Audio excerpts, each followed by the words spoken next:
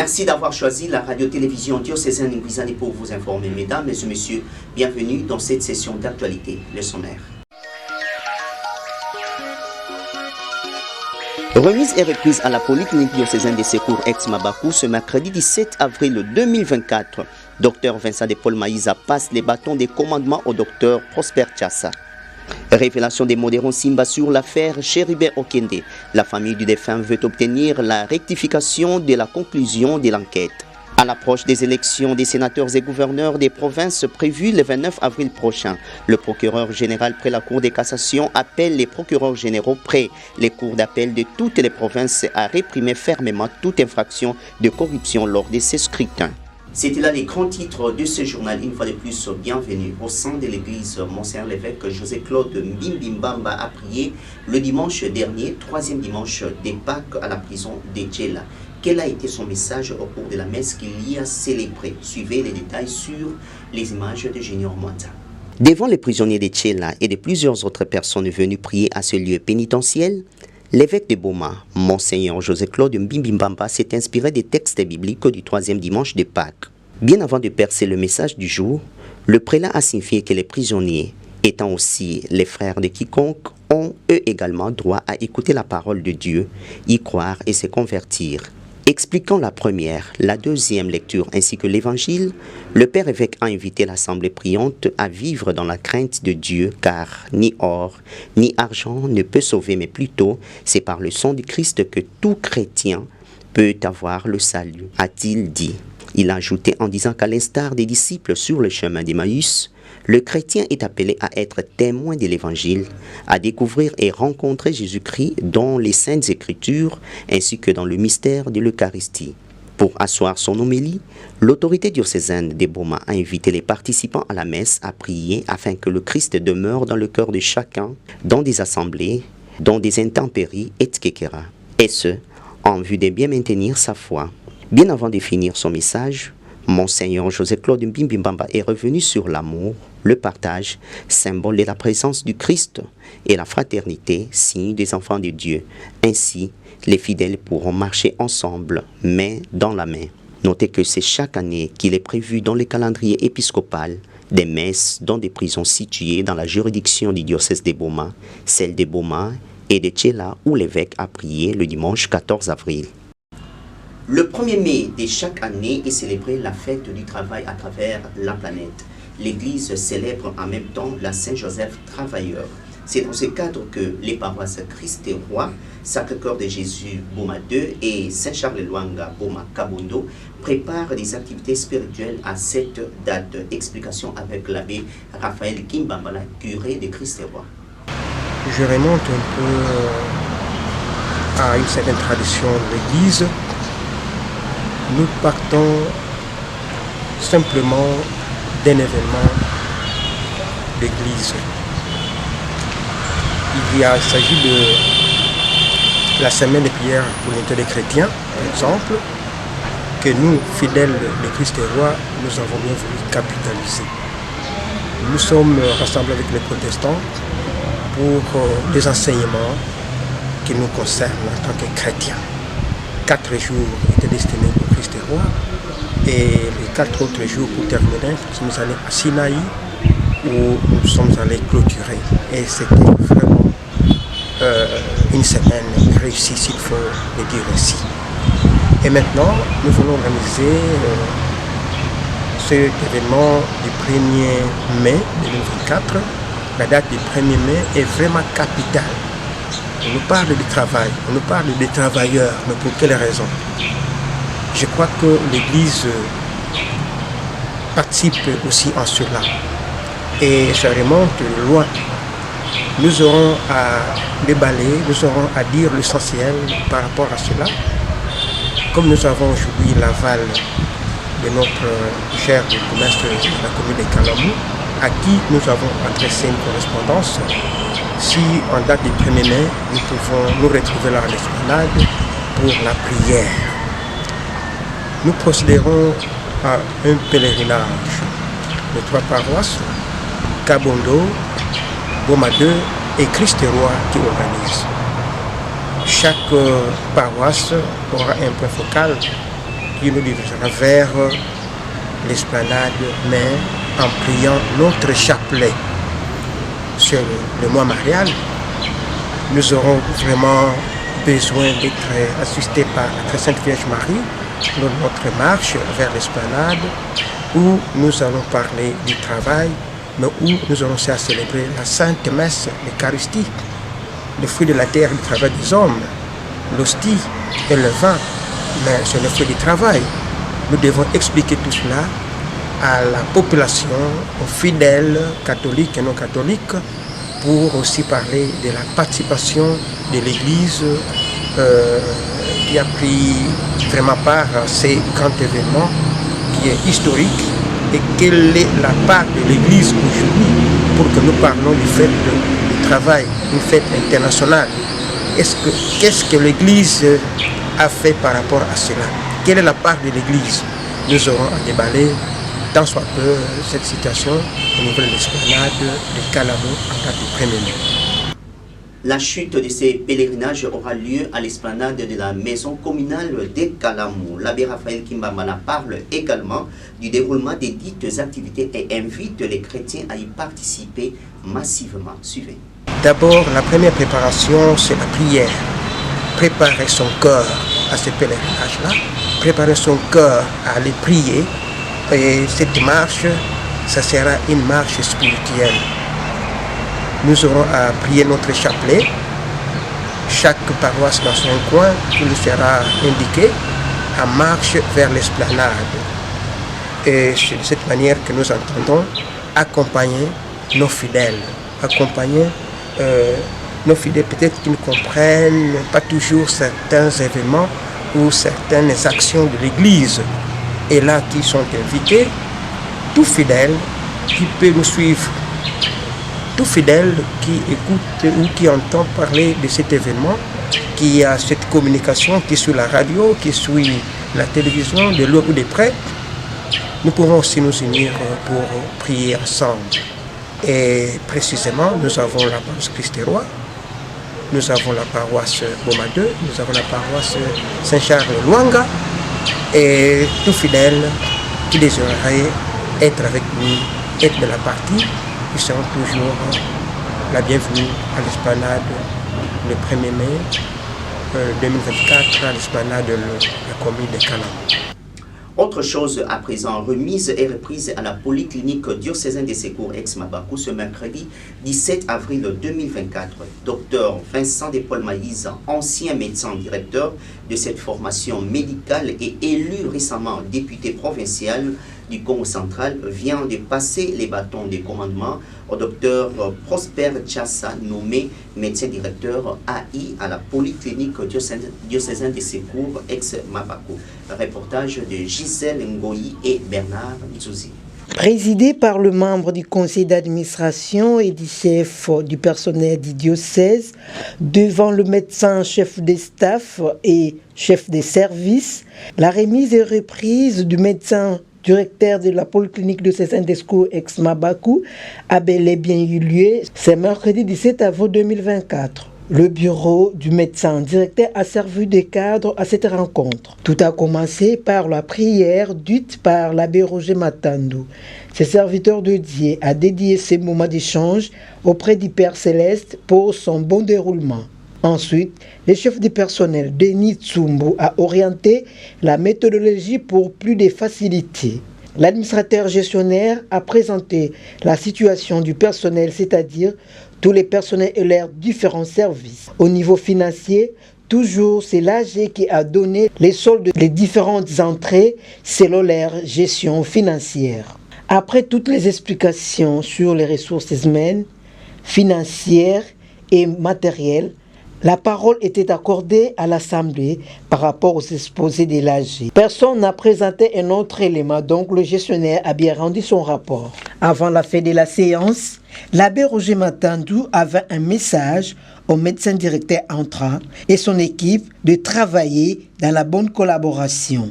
Et au médecin directeur sortant, l'honorable docteur Maïsa, il lui a souhaité un fructueux mandat au niveau de l'Assemblée provinciale. Docteur Maïsa, à son tour, n'a pas tardé de souhaiter un plein succès à son successeur, Dr Tchassa Prosper.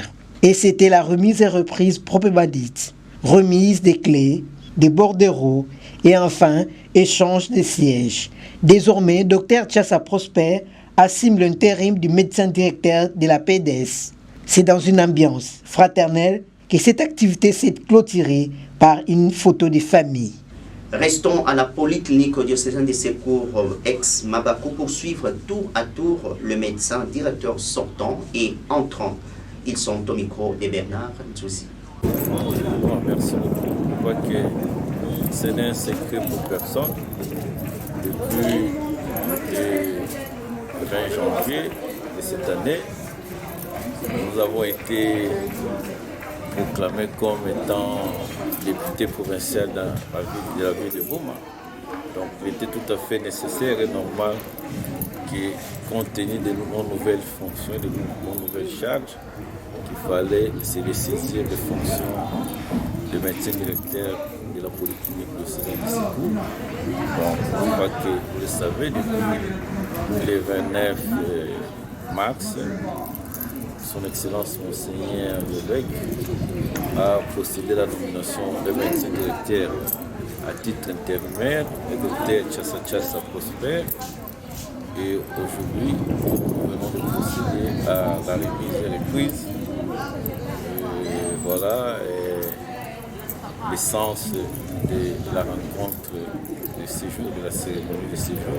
Donc c'est la remise et reprise entre le docteur Maïza, qui a passé 12 ans comme médecin directeur à la PDS, et le docteur Tchassa Prosper, le nouveau médecin directeur.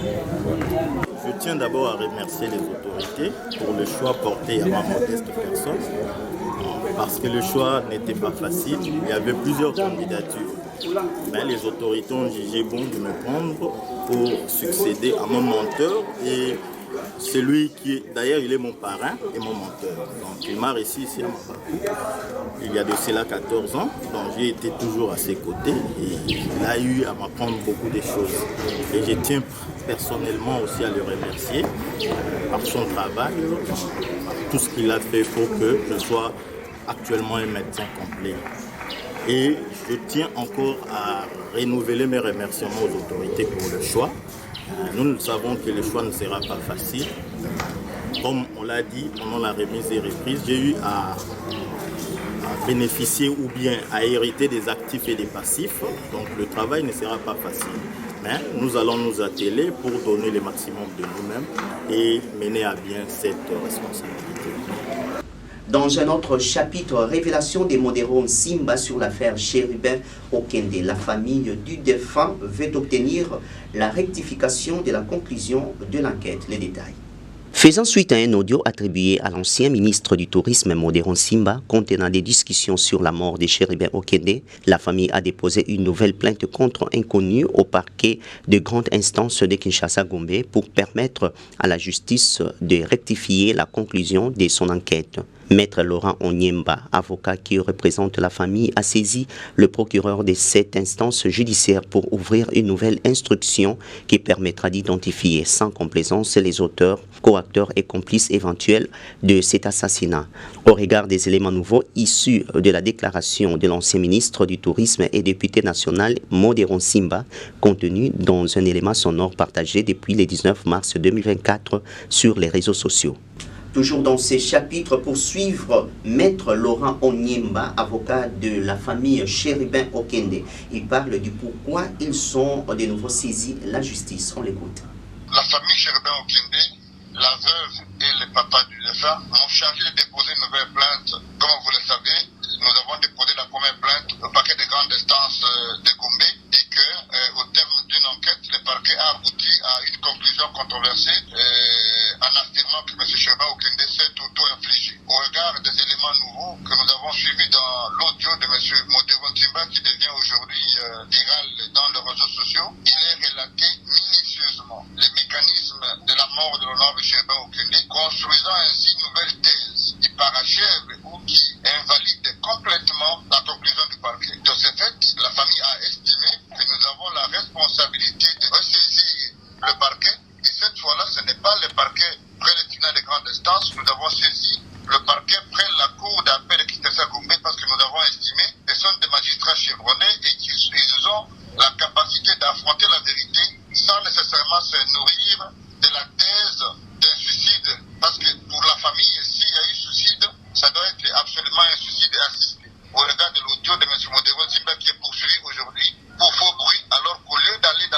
de faux bruits, il y a lieu de crever la vérité, crever l'abcès pour finalement rencontrer et rendre justice à la famille de M. Okende. Nous avons reçu les copies du dossier par la procédure de l'EVEPI et vous savez que nous sommes avocats. Nous sommes donc régis par une législation interne qui veut que les avocats, pour réagir dans ces circonstances, obtiennent l'autorisation de leurs barreaux respectifs. Dans les collectifs, nous avons 2 avocats du barreau de Matete et 2 avocats du barreau de Gombe. J'ai cité Maître Talo Semanongue et Maître Blaise Lunda. À ce jour, nous avons adressé des lettres à nos barreaux respectifs et que nous continuons à attendre. Malheureusement, ça a pris un peu de temps, mais les barreaux à son rythme, les bâtonniers ont leur rythme de travail. Donc nous sommes confiants que nous aurons ces autorisations.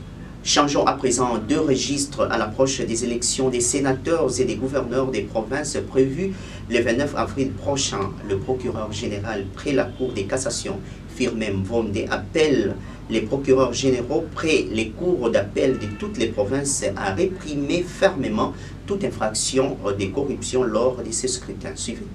Dans une correspondance, Firmin Mvonde rappelle que ces actes de velléité à l'occasion du scrutin électoral des sénateurs et gouverneurs restent la lutte du chef de l'État Félix-Antoine Tshisekedi. Il a par ailleurs invité les procureurs généraux près les cours d'appel à échanger avec les responsables locaux de la Commission électorale nationale indépendante pour mettre en place, sans s'immiscer dans le déroulement du contrôle, une organisation permettant de démasquer des actes susceptibles de concourir à la réalisation de ces faits infractionnels.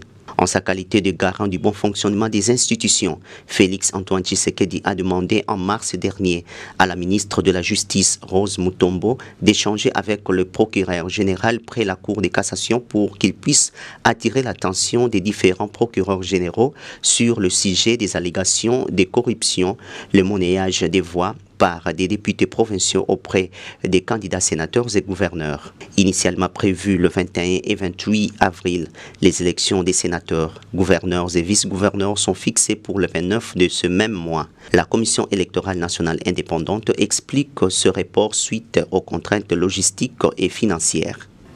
Pour terminer ce journal, mesdames et messieurs, que dire du nouveau bureau définitif de l'Assemblée provinciale du Congo central dont les élections se sont déroulées le samedi 13 avril 2024? Joint à ce sujet par la voix des ondes, Mercure Touadi, analyste politique, donne son avis. Il a en même temps parlé des élections des sénateurs et gouverneurs qui pointent à l'horizon. On l'écoute. Après les élections qui se sont déroulées le 20 décembre 2023, au suffrage direct. Et maintenant, nous sommes au niveau des élections de suffrage indirect avec les grands électeurs. Et donc, nous sommes en train d'assister à l'installation de bureaux définitifs des assemblées provinciales et aussi on attend l'Assemblée nationale. Et nous avons vu que chez nous au Congo central, finalement, les membres du bureau définitif de l'Assemblée provinciale ont été élus le samedi passé. Et on attend la remise et reprise et l'installation de ce nouveau bureau. Voilà. Le peuple ne jure que sur le changement parce que ce qui a été hier n'a pas marché. Ça, c'est une réalité que personne ne peut contester. Mais on a maintenant de nouveaux visages, de nouvelles personnes. Nous voulons que ces nouveaux visages incarnent aussi les renouveaux tant attendus par le peuple, qui est aussi simple. Donc nous voulons que ces gens partent dans les institutions pour servir et non se servir. Donc le peuple est fatigué, le peuple est vraiment fatigué, le peuple a faim, le peuple n'a pas de route, le peuple n'a pas du courant. Il y a beaucoup de problèmes qui minent la vie du peuple congolais. Et même pour les futurs gouverneurs, nous osons croire que les députés provinciaux vont faire un choix judicieux. Et parce que depuis que Jacques Mbadou et un peu Mbachi sont passés, ceux qui ont succédé ces gens, en tout cas, n'ont rien foutu à la tête de notre province. Il y a même Guy Bandou qui venait d'être là, qui a promis de réindustrialiser le Congo central, mais on n'a rien vu. Donc, nous appelons à la prise de conscience de nos députés provinciaux. Ce qui concerne le Sénat, Moi, ce qui me concerne, j'ai toujours été pour la suppression de cette chambre haute. Pour moi, elle est budgétivore. Donc, si on peut supprimer le Sénat, donc moi, je n'attends rien du Sénat. Donc, même si on votait des sénateurs, je n'ai jamais compris c'est quoi leur rôle. Mais c'est bon, le procureur général qui interpelle les députés provinciaux pour éviter les cas de corruption. Mais nous sommes Congolais, nous connaissons comment les choses se passent dans ce pays. Et donc, est-ce que cet appel va suffire? Mais bon, vous savez que ce genre de corruption, les corrupteurs et les corrompus s'entendent bien souvent. Ils font ça en cachette. Mais bon, nous disons qu'il faut que la conscience collective soit retrouvée dans notre pays. Et quand il y a la conscience, il y a moyen d'étouffer toutes ces mauvaises pratiques qui gangrènent notre société. Mesdames et messieurs, c'est par ici que nous terminons ce journal. Pour ceux qui nous ont pris en cours de diffusion, voici le rappel des différentes articulations. Remise et reprise à la polyclinique diocésaine des secours ex-Mabakou ce mercredi 17 avril 2024. Dr Vincent de Paul Maïza passe les bâtons des commandements au Dr Prosper Tchassa. Révélation des modérons Simba sur l'affaire Chéribert Okende. La famille du défunt veut obtenir la rectification de la conclusion de l'enquête. À l'approche des élections des sénateurs et gouverneurs des provinces prévues le 29 avril prochain, le procureur général près la Cour de cassation appelle les procureurs généraux près les cours d'appel de toutes les provinces à réprimer fermement toute infraction de corruption lors de ces scrutins. C'est par ici que nous terminons complètement ce journal. Merci de l'avoir suivi. Restez avec nous car le programme continue sur les antennes de la radio-télévision diocésaine Louisiane. Portez-vous bien.